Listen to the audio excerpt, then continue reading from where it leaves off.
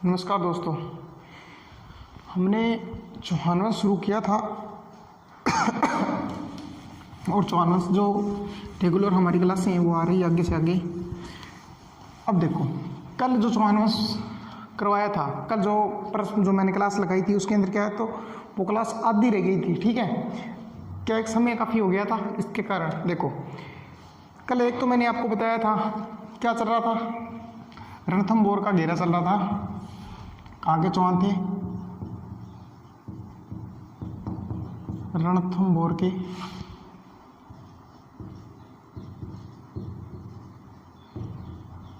चौहान, ये टॉपिक हमारा चल रहा था, ये टॉपिक चल रहा था।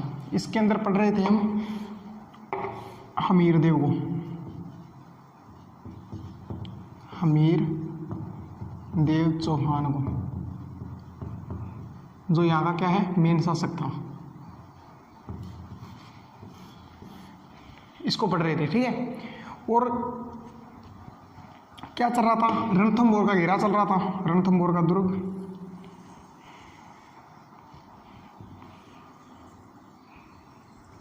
इस प्रकार से रणथंभौर का दुर्ग है। जयंद्र को जीत लिया था।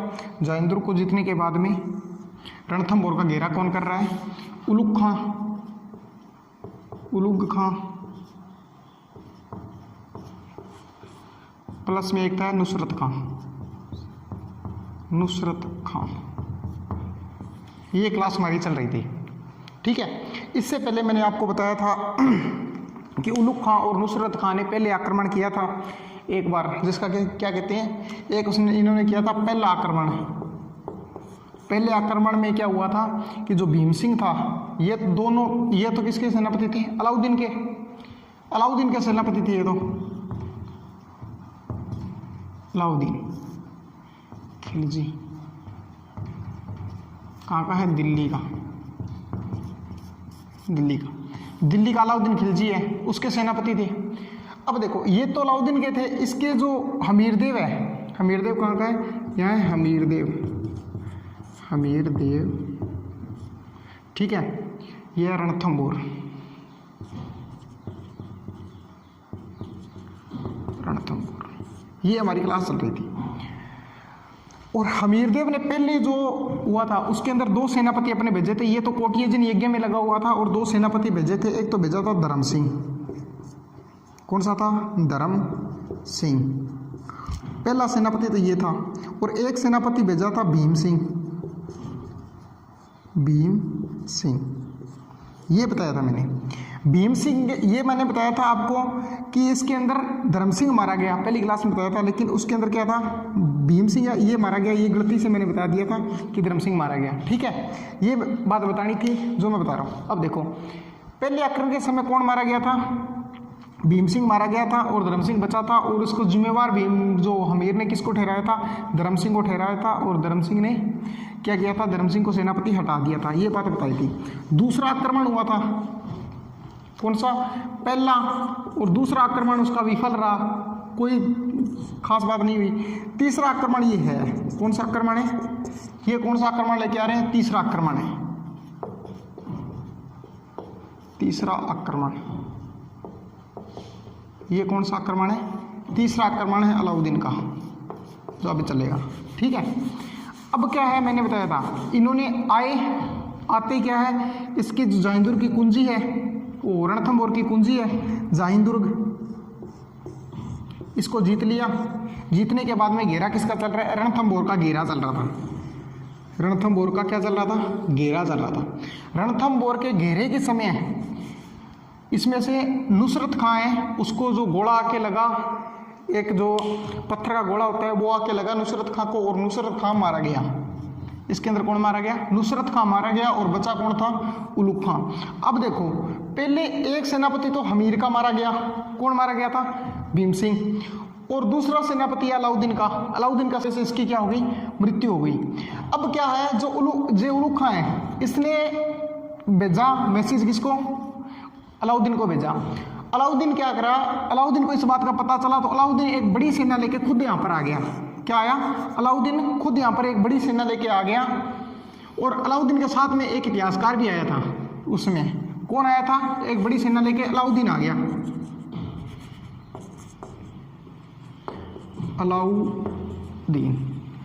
अलाउद्दीन खिलजी खुद आ गया बड़ी सेना लेकर। और अलाउद्दीन के साथ में एक इतिहासकार आया, अमीर खुसरो। अमीर खुसरो भी आया। ये क्या है? इतिहासकार है। इतिहासकार अमीर खुसरो क्या कहता है कि जब अलाउद्दीन आया तो उसके बाद में जो घेराबंदी है वो पूरी होगी। कुछ समय तक घेराबंदी रहने के कारण क्या हुआ, इस दुर्ग के अंदर जो भोजन की व्यवस्था है, भोजन और पानी की व्यवस्था है, वो क्या हो गई थी? खत्म हो गई थी। अब भोजन और पानी की व्यवस्था खत्म होने के कारण क्या है, हमीरदेव को जो दुर्ग के जो दरवाजे हैं, जो गेट हैं, वो क्या करने पड़े थे? खोलने पड़े थे। ये बात कौन कहता है? अमीर खुसरो कहता है ये बात। अब एक कहानी और आती है, वो क्या कहते हैं कि जो हमीर है इसके दो सेनापति थे। इसके क्या थे? दो सेनापति थे। एक का नाम था रणमल और दूसरे का नाम था रतिपाल। ठीक है, ये दो सेनापति थे। किसके? अमीर के सेनापति थे। अब इन दोनों को भेजा वार्तालाप करने के लिए किसके पास में? अलाउद्दीन के पास में भेजा। किसने? हमीर ने भेजा वार्तालाप करने के लिए। हमीर ने इनको क्या किया? इन दोनों को कहा कि मैं आपको क्या करूंगा, यहाँ पर आप क्या करो, हमीर के जो मुझे ये दुर्ग जितवा दो और मैं क्या करूंगा, जो रणथंभौर दुर्ग है ये आप दोनों को सौंप दूंगा जीतने के बाद में। ठीक है, ये बात किनको कही? रणमल और रतिपाल को कही। किसने? अलाउद्दीन खिलजी ने कही। अब ये दोनों इसके साइड में हो गए और होने से क्या है कि जो रणथंभौर का जो एक मोर्चा है, यहाँ से हमीरदेव लड़ेगा। अब क्या है, एक मोर्चा वो कमज़ोर कर दिया और कमज़ोर करने से क्या हुआ, अलाउद्दीन की सेना है वो दुर्ग के अंदर प्रवेश कर गई। और क्या हुआ, हमीर के नेतृत्व में क्या हुआ, केसरिया हुआ। हमीर ने किया केसरिया।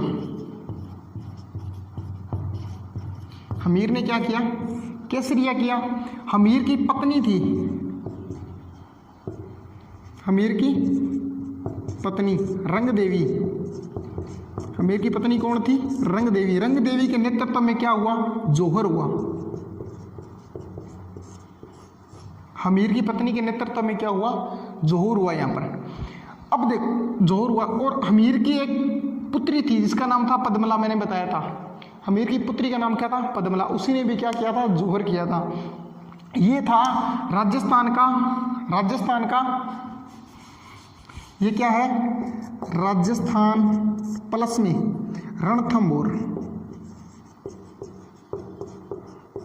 रणथंभौर का पहला साका। ये साका क्या पूर्ण हुआ, पहला साका। कब पूरा हुआ ये, 11 जुलाई 1301 में। राजस्थान प्लस में क्या है, रणथंभौर। इसका पहला साका कब पूरा हुआ, 11 जुलाई 1301 में। केसरिया किसने किया, हमीरदेव ने किया था। और जो जौहर है वो किसने किया, रंगदेवी ने किया था। बताते हैं कि ये जो जौहर हुआ था, जब सेना अंदर प्रवेश की सेना जो अंदर आई थी तो उनको क्या है कि समय नहीं मिल रहा था। इसके कारण ये क्या है, जल जौहर माना जाता है। इसे क्या कहते हैं, जल जौहर कहते हैं। जल जौहर हुआ था, लेकिन ये प्रमाणित नहीं है कि ये जौहर है जो पहला हुआ था, ये जल जौहर ही हुआ था। ठीक है, ये बात थोड़ी सी याद रखने वाली है, आप याद रख लेना। इसके बाद में क्या हुआ, यहाँ पर चौहान शाखा है वो क्या होगी, खत्म। चौहान शाखा यहाँ तक ही है, इसके चौहान है, जो रणथंभौर के चौहान है वो शाखा है, खत्म हो गई। अब देखो इसके बाद में आपको मैंने बताया शाखा, ठीक है, क्या बताया था भी, ये राजस्थान का क्या है, पहला शाखा है। यहाँ से जो शाखा है वो होने शुरू हो गई। इससे पहले राजस्थान में कोई भी शाखे का उदाहरण है वो नहीं मिलता है। ठीक है, अब क्या है, ये शाखा, यहाँ से शाखा की जो है वो शुरू हो गए शाखे होनी। अब मैं आपको बता देता हूँ थोड़ा सा शाखा क्या चीज़ होती है और केसरिया है उसका कॉन्सेप्ट क्या है। केसरिया और जौहर का जो कॉन्सेप्ट है वो थोड़ा सा बता देता हूँ। इतिहास के विद्यार्थियों के लिए तो ये नॉर्मल चीज़ होती है, लेकिन फिर भी चलो आपको मैं थोड़ी सी जानकारी देता हूँ। देखो ये क्या है, शाखा। मैंने बताया था अभी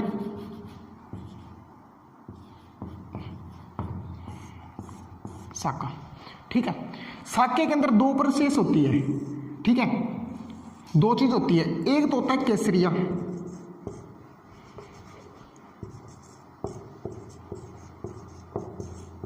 क्या होता है, एक तो होता है केसरिया, ठीक है, एक होता है जोहर।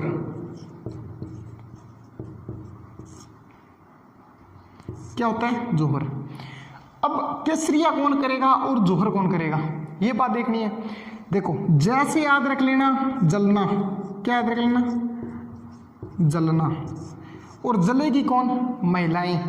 कौन जलेगी, महिलाएं, महिलाएं जलेगी। ठीक है, केसरिया क्या है, केसरिया एक रंग है, केसरिया क्या है, एक रंग है। केसरिया रंग किसका प्रतीक मानते हैं, हमारा जो तिरंगा झंडा है, तिरंगा है, तिरंगे के अंदर जो तिरंगा है, तिरंगे के अंदर हमने क्या किया है, जो केसरिया रंग है उसको सबसे ऊपर रखा है। ठीक है, सबसे ऊपर कौन सा होता है, केसरिया, बीच में सफेद और नीचे हरा रंग होता है। तो केसरिया रंग सबसे ऊपर हमने क्यों रखा, क्या कारण है, केसरिया रंग माना जाता है बलिदान का प्रतीक है। किसका प्रतीक माना जाता है, बलिदान का प्रतीक माना जाता है, बलिदान का प्रतीक माना जाता है।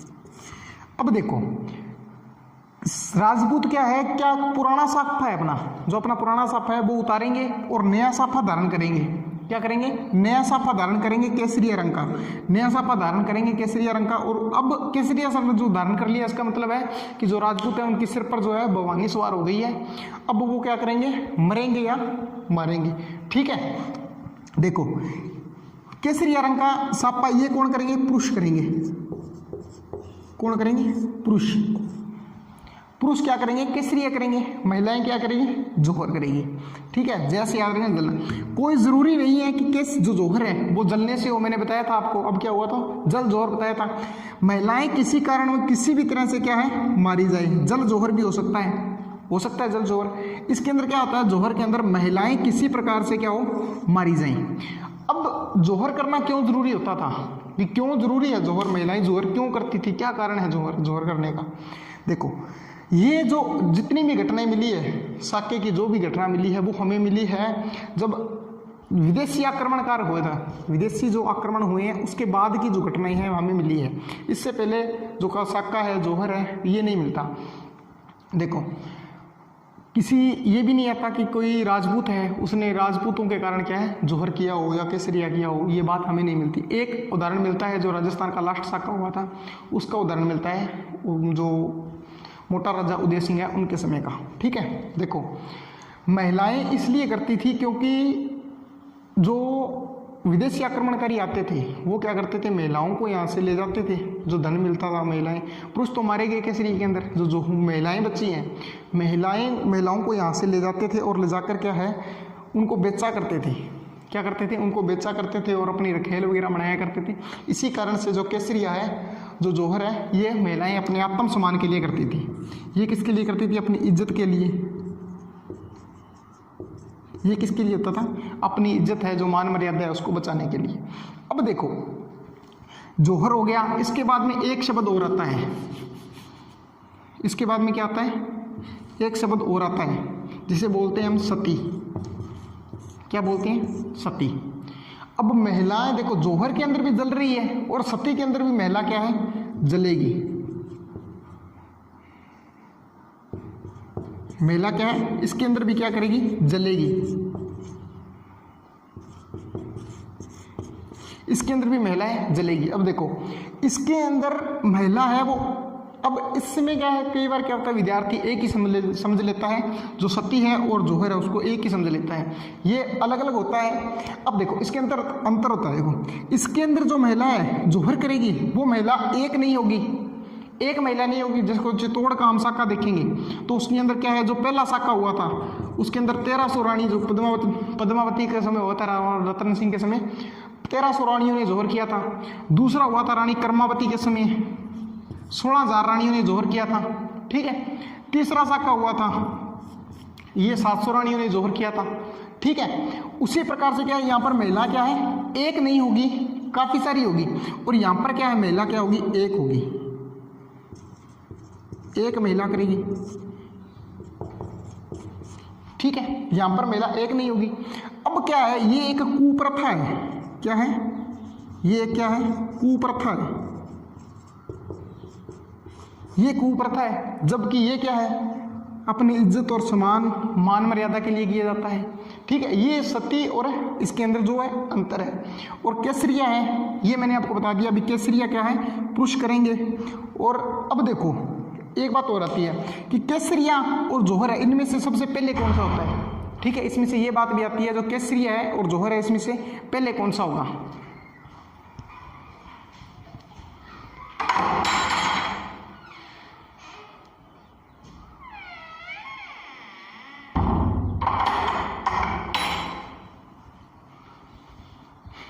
सॉरी, भी जो केसरिया है और जौहर है, इसमें से पहले कौन सा होता है। देखो अब क्या है, करना क्या है, जितने भी हमें उदाहरण मिले हैं उसके अंदर जो जौहर है वो पहले हुआ है।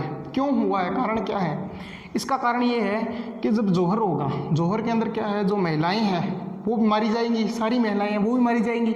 और जो धन है हमारे पास, जो भी धन है, जो भी हमारे पास है, वो भी क्या है, इस अग्नि के अंदर खत्म कर दिया जाएगा।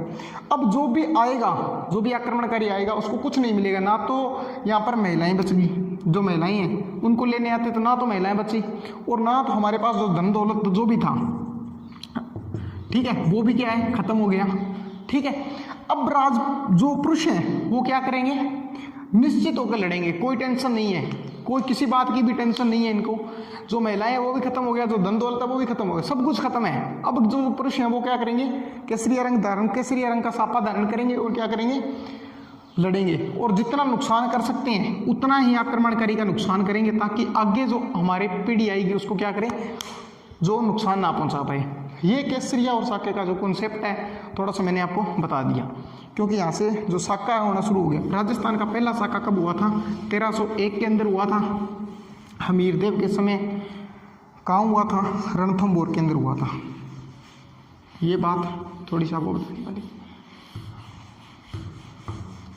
अब देखो दोस्तों, ये खत्म हो गया। उसके बाद में अब जो आगे के जो चौहान है वो मैं आगे की जो वीडियो लेके आऊँगा। आप मुझे ये ज़रूर बताया करो कि जो आपको वीडियो है वो कैसी लगी, और जो क्या चीज़ आपको समझ में, कितनी समझ में आ रही है। ठीक है, तो आगे मैं आपकी जो वीडियो है वो लेके आता रहूँगा, आप मुझे बताना। थैंक यू दोस्तों, धन्यवाद।